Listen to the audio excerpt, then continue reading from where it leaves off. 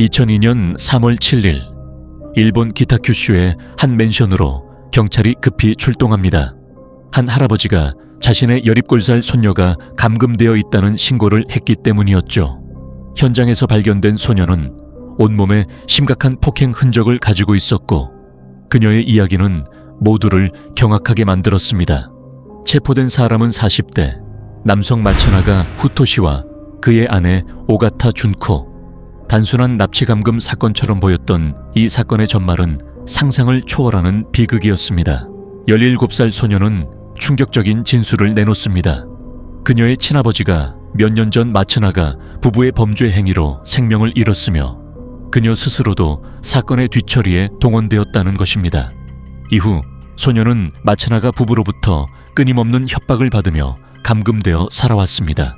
하지만 이것이 끝이 아니었습니다. 수사가 진행될수록 밝혀진 사실들은 더욱 소름 끼쳤습니다. 오가타 준코의 가족들까지도 이 사건의 희생자가 되었으며 서로에게 비극을 강요당하는 상황이 드러났습니다. 이 모든 것은 누군가의 손에 의해 철저히 조종되고 있었습니다. 피해자들은 서로를 해치며 결국 파국으로 치닫게 되었습니다.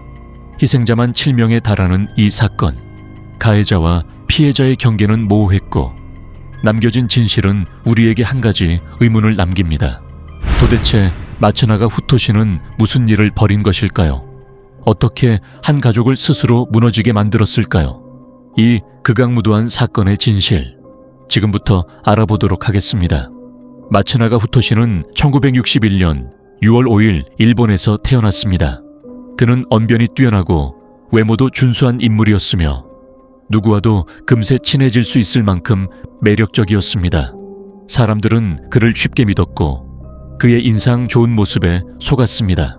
그러나 그가 숨기고 있던 진짜 얼굴은 상상조차 할 수 없는 잔혹함과 교활함으로 가득 차 있었습니다. 고등학교 시절 중학생을 임신시키는 사건을 일으키며 전학을 가야 했던 그는 이미 평범한 학생의 범주를 넘어선 인물이었습니다. 이후 그는 아버지의 이불 사업을 이어받으며 결혼하고 아들을 낳는 등 겉보기엔 안정적인 삶을 꾸리는 듯 했습니다. 하지만 그의 진짜 얼굴은 사업에서 드러나기 시작합니다. 마츠나가는 자신의 사무실을 지옥으로 만들었습니다. 방음이 철저한 공간에서 직원들에게 전기 충격기를 사용하는가 하면 실적을 강요하며 폭행과 협박을 일삼았습니다. 그를 떠나고 싶었던 직원들은 그의 야쿠자와 연결돼 있다는 협박 때문에 꼼짝없이 일을 해야만 했습니다. 그의 만행은 소비자들에게도 이어졌습니다. 싸구려 제품을 고가에 판매하며 사기를 치기도 했습니다. 1980년대 초 마츠나가는 졸업 앨범을 훑어보다 한 여성의 사진을 보고 전화를 겁니다. 그녀의 이름은 오가타 준코. 그는 너의 사진이 너무 눈에 띄어서 전화를 걸었다며 준코에게 접근했습니다. 준코는 당시 유치원 교사로 일하고 있었으나 아이를 다치게 한 사고로 야쿠자의 협박을 받으며 힘든 시간을 보내고 있었습니다. 이를 알게 된 마츠나가는 그녀를 위로하며 깊은 호감을 얻었고 준코는 그에게 빠져들었습니다. 문제는 마츠나가가 이미 결혼한 유부남이자 한 아이의 아버지였다는 점이었습니다. 하지만 준코는 그의 유부남 신분도 개의치 않았고 둘의 관계는 12년 동안 이어졌습니다. 시간이 흐를수록 마츠나가의 진짜 모습이 드러났습니다. 준코가 과거 남자친구 이야기를 꺼내자 그는 폭력으로 응수하며 그녀의 몸에 담배불로 자신의 이름을 새기게 했습니다. 준코의 모든 지인들과의 관계를 끊게 했으며 친가에서 나오게 만들었습니다. 준코는 결국 직장을 그만두고 마츠나가의 회사에서 일하며 그의 지배에 완전히 놓이게 됩니다. 마츠나가의 본처도 그의 폭력에서 벗어나지 못했습니다. 하지만 본처는 끝까지 반항하며 아들을 데리고 도망쳤고 1992년 결국 이혼에 성공했습니다. 이와 동시에 그의 사업은 몰락하기 시작했으며 1992년 7월에는 사기와 협박으로 지명수배자가 되었습니다.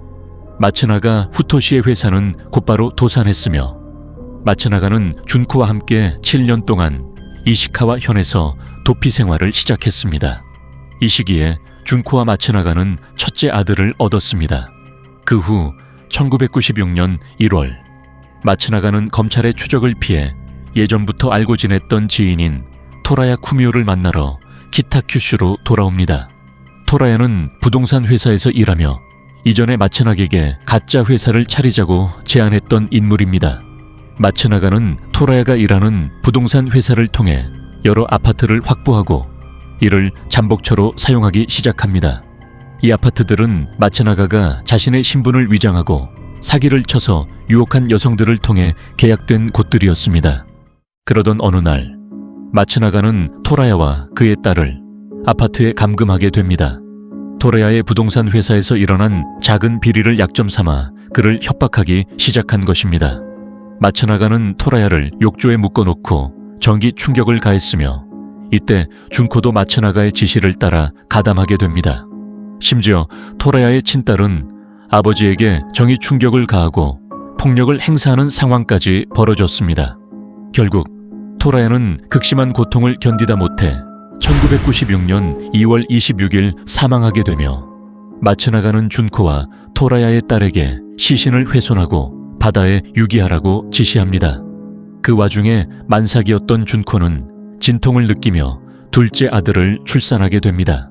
토라야를 처리한 뒤에도 마츠나가는 더 많은 돈이 필요했는지 준코를 호스티스로 일하게 했는데 이 기회를 틈타 준코는 마츠나가의 감시를 벗어나 도망치게 되죠.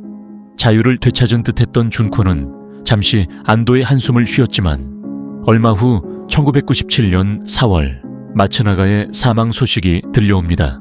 마츠나가는 이미 사망했다는 거짓 소문과 함께 장례식까지 치렀다는 이야기가 전해졌습니다.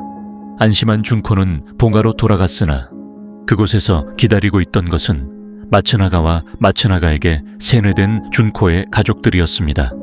마츠나가는 준코가 도망치는 동안 그녀의 가족들에게 접근해 그들의 비밀을 파헤쳤습니다. 그리고 이 정보를 이용해 협박하며 돈을 뜯어냈죠. 준코의 가족들은 경찰에 신고하기보다는 마츠나가의 요구에 응하여 돈을 건넸습니다. 마츠나가는 각 가족 구성원에게 접근해 그들의 약점을 쥐고 심리적으로 그들을 지배했습니다. 특히 준코의 여동생은 마츠나가에게 불륜과 낙태의 비밀을 들켜 마츠나가의 폭로를 두려워하며 갈등을 겪게 됩니다. 또한 마츠나가는 준코의 어머니와 1980년대 중반부터 성적인 관계를 맺었다고 주장하며 준코에게는 어머니에 대한 복잡한 감정을 불러 일으켰습니다. 마츠나가는 준코의 가족을 철저히 지배하며 그들의 심리적 약점을 파고들어 세뇌를 계속해 나갔습니다. 얼마 뒤 마츠나가는 준코와 그녀의 가족들을 자신이 지배하는 세상으로 끌어들였습니다. 마츠나가는 준코와 그녀의 여동생, 부모님까지 모두 그의 집, 즉 마츠나가의 맨션으로 초대하여 가족들을 한 곳에 모은 뒤 그들의 삶을 철저하게 통제하기 시작합니다. 그는 모든 것을 규제하며 마츠나가의 규칙에 따라 살아야만 했습니다. 이 규칙은 하루에 한 번 음식과 물을 허락받고 그마저도 제한된 시간 안에 먹어야 하는 것이었습니다. 식사는 대개 단순한 식빵이나 과자뿐이었고 시간이 지나면 먹지 못한 음식에 대해서는 폭력적인 처벌이 따랐습니다. 마츠나가는 또한 각자의 서열을 정하고 그 서열을 기준으로 대우를 달리했습니다. 가장 낮은 서열에 있는 사람은 전기 충격을 포함한 폭력의 대상이 되었습니다. 가족들 간에는 서로의 서열을 의식하며 감시하고 때로는 자신의 고통을 덜기 위해 다른 사람을 밀어내는 일이 일어났습니다.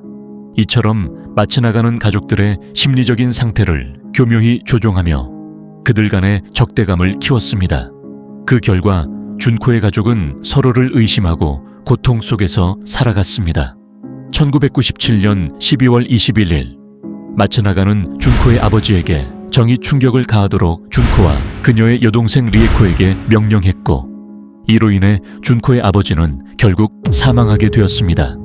마츠나가의 영향력은 단순히 신체적 폭력에 그치지 않고 준코의 가족 모두를 정신적으로 압박하며 그들의 행동을 지배하려 했습니다. 1998년 1월 20일 마츠나가는 준코의 어머니가 정의 충격을 받으며 이성을 잃고 날뛰자 이를 해결하는 방안을 모색하라고 지시합니다. 마츠나가는 준코의 여동생, 그리고 여동생의 남편에게 어머니를 정신병원에 보내거나 다른 방법으로 처리하자고 제안하지만 그는 어머니가 날뛰면 처리하기 어려워질 것이라고 경고하며 결국 그녀를 죽이기로 유도합니다. 준코와 여동생이 어머니를 눌러서 고통을 줄 때 여동생의 남편이 어머니를 처리하게 됩니다. 이후 1998년 2월 10일 마츠나가는 준코의 여동생 리에코에게도 잔인하게 다가갑니다. 리에코는 전기 충격으로 청력이 심각하게 손상되어 있었고 마츠나가는 준코에게 리에코가 어머니처럼 되지 않도록 처리하라고 암시합니다. 결국 리에코의 남편은 아내를 처리하는 지시를 따르게 되며 이 과정에서 리에코의 딸은 엄마의 다리를 잡고 남편이 아내를 목 졸라 죽이는 비극이 벌어집니다. 약 2달 후인 1998년 4월 13일 리에코의 남편은 계속된 전기 충격과 불균형한 식사로 건강이 급격히 악화되었습니다. 며칠간 구토를 반복하던 그는 결국 욕실에서 몸을 가누지 못한 채 갇히게 되었고 그 자리에 그대로 사망하게 되었습니다. 그의 사망은 전기 충격과 장기적인 기아 상태로 인한 위장관 문제로 발생한 복막염에 의한 결과였습니다. 이렇게 리에코의 남편이 사망하면서 마츠나가의 맨션에는 이제 준코를 제외한 어린아이들만 남게 됩니다. 1998년 5월 17일 리에코의 어린 딸은 자신이 겪은 끔찍한 일을 외부에 알리지 않겠다고 결심하며 마츠나가에게 집으로 돌아가고 싶다고 간청했습니다. 그러나 마츠나가는 그녀에게 남동생이 경찰에 모든 사실을 말할 경우에 위험성을 강조하며 차라리 그를 엄마에게 보내는 것이 더 나을 것이라고 은근히 유도합니다. 결국 리에코의 딸은 마츠나가의 압박에 동생을 처리하게 되고 준코는 어쩔 수 없이 그 지시에 가담하게 됩니다. 그 후 1998년 6월 7일 마츠나가는 리에코의 딸이 경찰에 진실을 털어놓을까 두려워 준코에게 다시 한번 그녀를 처리하라고 명령합니다. 리에코의 딸은 다소 건강한 상태로 있었지만 준코가 그녀의 목을 잡고 쉽게 제압할 수 있도록 했습니다. 이는 사실상 그 아이가 더 이상 저항할 의지가 없었던 상황을 의미합니다. 이 사건을 포함해 약 7개월간 마츠나가는 준코의 가족을 철저히 지배하며 이들을 서로 해치게 하는 명령을 내렸습니다. 마츠나가는 준코의 두 아들에게도 예외 없이 정신적, 신체적 고통을 가하며 그들이 서로 상처를 주고받도록 만들었습니다. 또한 마츠나가는 타인이 겪는 고통을 지켜보게 하거나 비극적인 사건들의 처리를 강요하면서 가족들 간의 관계를 더욱 악화시키고 말았습니다. 그로부터 약 4년이 지난 2002년 1월 30일 마츠나가의 지배에서 벗어나지 못한 채 감금되어 있던 토레야의 딸은 마침내 기회를 포착합니다. 그녀는 마츠나가의 감시를 피해 키타큐슈에서 살고 있던 조부모의 집으로 도망치게 되었습니다. 약 보름간 그녀는 새로운 삶을 꿈꾸며 아르바이트를 하고 건강보험에 가입하는 등 작은 희망을 품었으나 이모의 집요한 추적이 그녀를 다시 마츠나가의 손길로 이끌어갔습니다. 마츠나가의 이모는 오래전부터 그와 얽힌 관계였고 그녀는 토레야의 딸이 범한 잘못을 빌미로 조부모를 설득하여 위치를 알아냈습니다. 결국 다시 마츠나가의 감시 아래로 돌아가게 된 토라야의 딸은 2번 다시 도망치지 않겠다는 내용이 적힌 피해 문서를 써야 했습니다. 그러나 그로부터 2달이 지나 2002년 3월 6일 토라야의 딸은 또다시 기회를 찾아 할아버지에게 전화를 걸고 도움을 요청합니다. 이번에는 할아버지가 경찰에 신고해 사건의 전말이 세상에 드러나게 되었습니다. 이것은 작은 전환점이었지만 그녀의 용기는 결국 충격적인 사실들을 세상에 폭로하는 계기가 되었고 마츠나가의 악행이 세상에 알려지게 되었습니다. 초기에는 마츠나가와 준코가 감금치상죄로 체포되었지만 사건은 곧 다른 방향으로 전개됩니다. 토라야의 딸은 마츠나가와 준코에게서 끔찍한 고통을 겪었다고 증언하며 6명이 살해되었고 시신은 바다와 공중 화장실에 버려졌다고 말합니다. 이로 인해 사건은 단순한 감금치상죄에서 살인사건으로 전환되죠. 경찰은 토라야 딸의 증언을 바탕으로 마츠나가 아파트의 욕실을 조사했으나 이미 타일과 배관이 새 것으로 교체되어 있었고 중요한 물적 증거는 발견되지 않았습니다. 또한 시신들이 바다와 화장실에 버려졌기 때문에 물리적인 증거는 전혀 남아있지 않았습니다.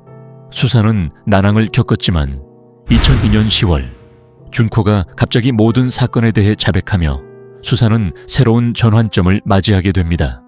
준코는 마츠나가의 통제해 움직인 피해자였으므로 그녀의 자백은 신빙성을 얻었습니다. 준코는 감옥에서의 삶이 마츠나가의 집에서의 삶보다 나을 것이라고 말하며 자신이 얼마나 고통받았는지를 털어놓았습니다.